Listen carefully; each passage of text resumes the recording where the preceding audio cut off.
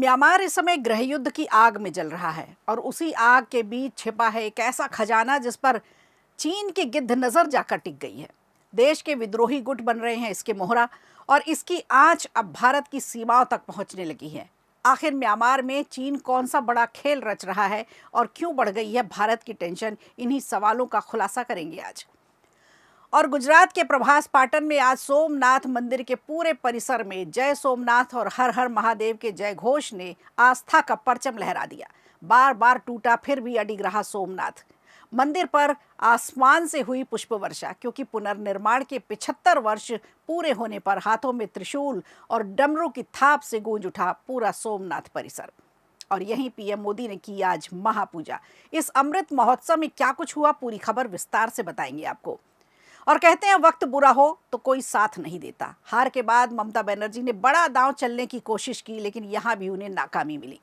BJP को रोकने के लिए विपक्षी एकता की अपील की गई, लेकिन कांग्रेस और वाम दलों ने ऐसा जवाब दिया कि बंगाल की राजनीति में इसे हर कोई याद रखेगा। क्या ममता बनर्जी सियासी तौर पर अब अकेली पड़ गई हैं? इसी मुद्दे पर करेंगे चर्चा आज के शो में। नमस्कार, खबर प्रधान शो देख रहे हैं आप और मैं हूं संगीता श्रीवास्तव।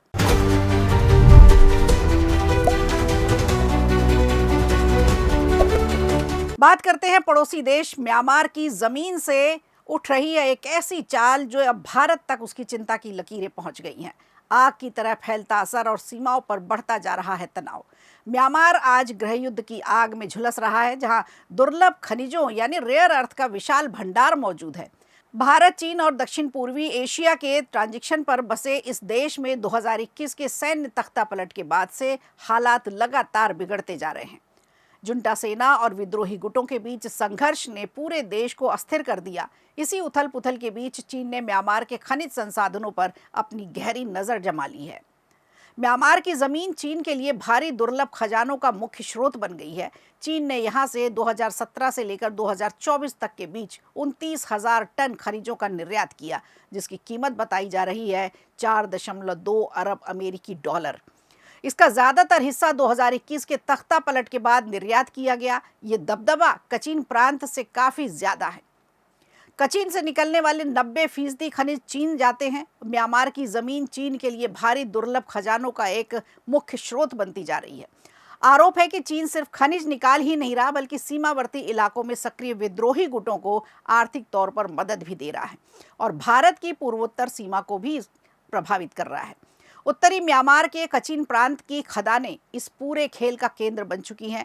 बीजिंग की रणनीति सिर्फ संसाधन लेना नहीं, बल्कि एक निर्भरता का जाल फैलाना, यानी चीन पर ज्यादा से ज्यादा डिपेंडेंसी आ जाए। ये भोजन के लिए, ईंधन के लिए, व्यापार के लिए चीन पर निर्भर होते जा रहे हैं। यही वजह है कि ये पूरा क्षेत्र अब भू राजनीतिक संघर्ष का एक नया केंद्र बन गया है। भारत के लिए स्थिति और भी ज्यादा संवेदनशील है, क्योंकि म्यांमार की सीमा बिल्कुल बगल से लगती है। 1600 किलोमीटर से अधिक लंबी सीमा ऐसी है जहां अस्थिरता से इस समय जूझा जा रहा है। 2021 के बाद सुरक्षा संतुलन बिगड़ने से विद्रोही गतिविधियां लगातार बढ़ी हैं और तस्करी नेटवर्क भी यहां पर मजबूत हुआ है।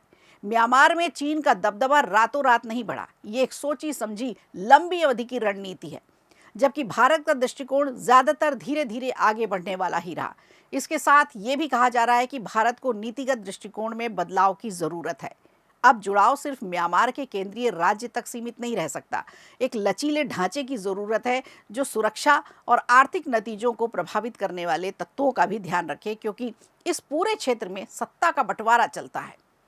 भारत के कई ऐसे प्रोजेक्ट हैं, जैसे भारत म्यांमार थाईलैंड त्रिपक्षीय राजमार्ग है, कलादान मल्टी मॉडल परियोजना है। ये सब अधर में लटके हुए हैं, जिससे क्षेत्रीय रणनीति पर अब सवाल उठ रहे हैं। कुल मिलाकर म्यांमार का ये रेयर अर्थ गेम अब सिर्फ संसाधनों की लड़ाई नहीं रह गया, बल्कि एक बड़ा भू राजनीतिक शतरंज का अखाड़ा बन चुका है, जहां हर चाल का असर भारत की सीमाओं तक महसूस किया जा रहा है। तो अब देखना होगा भारत सरकार इस पर कब और कितना एक्शन ले पाती है।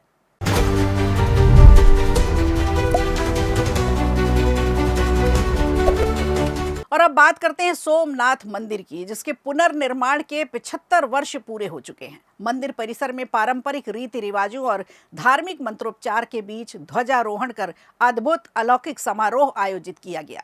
इस भव्य आयोजन के लिए व्यापक तैयारियां बहुत पहले से की जा रही थी। तमाम श्रद्धालु और गणमान्य नागरिकों की उपस्थिति इस भव्य आयोजन का गवाह बनी। मंदिर को बेहद खूबसूरती से सजाया गया। अमृत महोत्सव में प्रधानमंत्री नरेंद्र मोदी ने भव्य समारोह में आज जनसभा को भी संबोधित किया। 1951 में सोमनाथ की प्राण प्रतिष्ठा ने दुनिया को संदेश दे दिया कि भारत सिर्फ गुलामी से मुक्त नहीं हुआ बल्कि अपनी प्राचीन गौरव को भी फिर से हासिल कर रहा है। बार बार टूटा फिर भी अडिग रहा सोमनाथ। मंदिर पर आज पुष्प वर्षा से सभी हर्षित हुए, जिसने भारत के गौरव का प्रतीक बताया। पीएम मोदी के सामने सूर्य किरण एयर शो ने समा बांध दिया। सबके हाथों में त्रिशूल था। डमरू की थाप से गूंज रहा था पूरा सोमनाथ परिसर। समंदर की लहरें जिसके पग पखारती हों, ऐसा मंदिर सोमनाथ, जहां इतिहास सिर्फ लिखा नहीं गया, आज जिया गया है।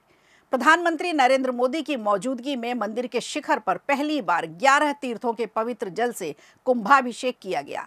कुंभाभिषेकम एक पवित्र हिंदू अनुष्ठान है जिसमें वैदिक मंत्रों और विधियों द्वारा अभिमंत्रित पवित्र जल को मंदिर के शिखर, कलश और देवी देवताओं को अर्पित किया जाता है।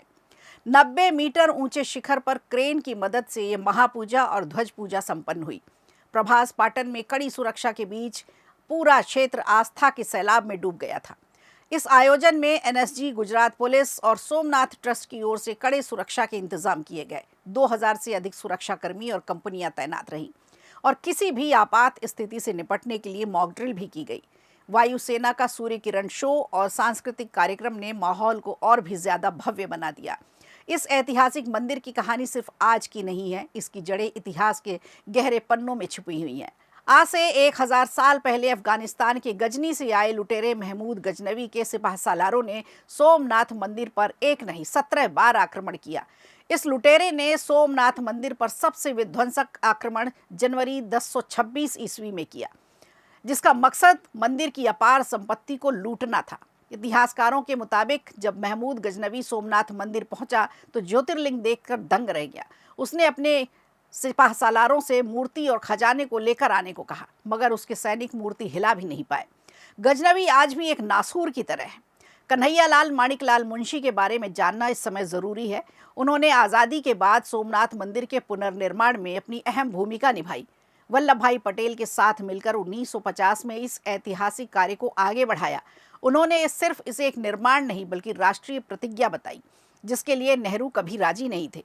मुंशी इस ट्रस्ट के पहले प्रमुख थे और उन्होंने सोमनाथ द श्राइन इंटरनल नामक किताब भी लिखी। अल बरूनी का भी इसमें जिक्र किया।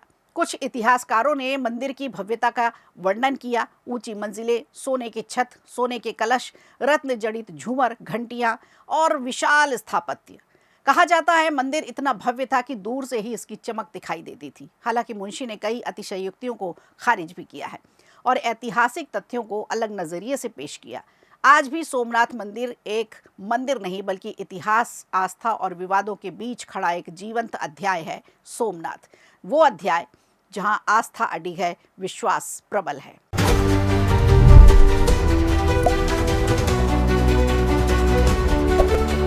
और कभी जिनके खिलाफ सियासी तलवारें खिंची थी, आज उन्हीं को साथ आने का न्योता दिया जा रहा है। लेकिन बंगाल की राजनीति में अब उल्टी गंगा बहती दिख रही है। ममता बनर्जी ने बीजेपी के खिलाफ विपक्षी एकता की अपील की, लेकिन कांग्रेस और वाम दलों ने ऐसा जवाब दिया जिसने बंगाल की सियासत में एक नया तूफान खड़ा कर दिया है।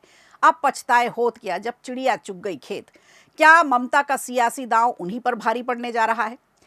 पश्चिम बंगाल चुनाव में करारी हार के बाद टीएमसी सुप्रीमो ममता बनर्जी अब विपक्षी एकता के जरिए नई राजनीतिक जमीन तलाशती फिर रही हैं, लेकिन उनकी ये कोशिश फिलहाल सफल होती नहीं दिख रही।